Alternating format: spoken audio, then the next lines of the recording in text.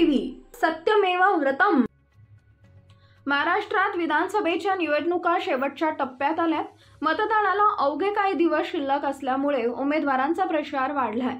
कळमनुरी विधानसभेचे महाराष्ट्र स्वराज्य पक्षाचे उमेदवार शिवाजी सवंडकर हे मागील 30 वर्षांपासून समाजकार्यात आहेत।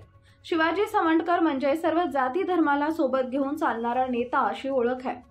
कळमनुरी मतदारसंघात शिवसेना एकनाथ शिंदे, शिवसेना उद्धव बाळासाहेब ठाकरे, वंचित बहुजन आघाडीसह अनेक मान्यवर निवडणुकीच्या रिंगणात आहेत। मात्र निवडणूक आली की प्रचार करणारे वेगळे आणि निवडणूक नसतानाही समाजकार्यात व्यस्त असणारे फार कमी माणसं असतात। या कमी माणसांपैकी एक म्हणजे शिवाजी सवंडकर।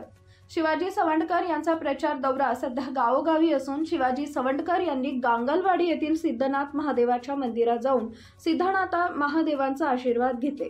महादेवाचा आशीर्वाद घेत शिवाजी सवंडकर आशीर्वाद घेत प्रचार करत आहेत। रविवारी शिवाजी सवंडकर यांनी साळवा, नरवाडी, मोरवाडी, वाई, खापरखेडा, जरोडा, घोळवा, धानोरा, जहागीर, तरोडा, टाकळी गावचा दौरा केला। रामराव, मी एक शेतकऱ्याचा मुलगा आहे आणि या आजच्या निवडणुकीच्या अनुषंगाने कळमनुरी विधानसभेची जी परिस्थिती पाहता बरेचसे उमेदवार रिंगणात उतरलेले आहेत, पण आतापर्यंत सगळे जे 2 उमेदवार उतरलेले आहेत ते प्रस्थापित होते आणि त्यांनी दोन्ही वेळेस विधानसभेचं नेतृत्व केलेलं आहे। पण आज एकंदरीत बघता तर शेतकऱ्यांचे प्रश्न असो, कुठल्याही प्रश्नाला म्हणजे त्यांनी सोडवलेले नाहीत। प्रश्न जे आहेत ते आहेत, किती वर्ष झाले तेच प्रश्न आहेत, तीच लोक पुन्हा पुन्हा निवडून येत आहेत, पण विकास काय झाला नाही। एकंदरीत शेतमालाचा भाव बघा आज कुठे आहे, सोयाबीन आज 3,500 रुपयावर चालले। काय करायचं शेतकऱ्यांना? शेतकऱ्याच्या आत्महत्या दिवसेंदिवस वाढत आहेत आणि कळमनुरी विधान परिषदेचे आत्ताचे जे प्रस्तावित आमदार होते त्यांचे तर कारकीर्द सांगायची म्हटलं तर आता मटका विद्यापीठच एखादं होते काय की तरुण सगळे बेरोजगार आहेत, त्यांच्या हाताला चांगले काम देण्याच्याऐवजी दारू मटका हे विक्रीस देत आहेत, त्यांना प्रोत्साहन देत आहेत।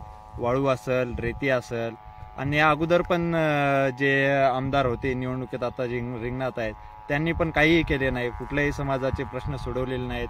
शेतकऱ्याचे प्रश्न असो, कुठलेही प्रश्न असो, कुठलेही सोडले नाहीत।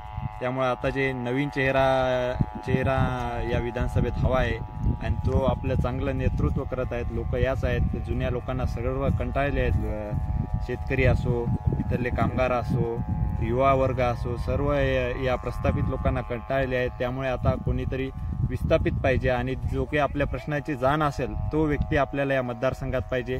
त्यामुळे आता स्वराज्य पक्षाकडून छत्रपती संभाजीराजे यांच्या पक्षाकडून श्री शिवाजीराव सवंडकर हे आता निवडणुकीच्या रिंगणात आहेत।